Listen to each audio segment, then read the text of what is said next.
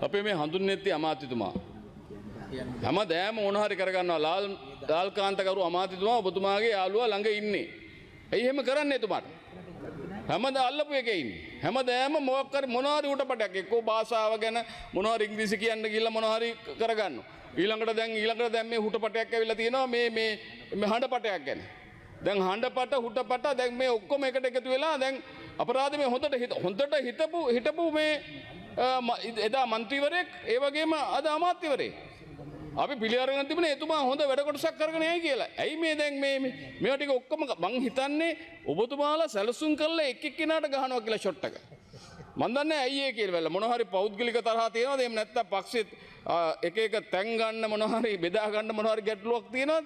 ඒ නිසා විශේෂයෙන්ම එදා ඉඳලා හිටපු ලාල්කාන්ත ඇමතුමාගේ ඉල්ලීමක් කරනවා ඔබතුමා ඒ හිතවත් අපේ මන්ත්‍රී ඇමතුමාව බේර ගන්න වැඩසටහන කරන්න.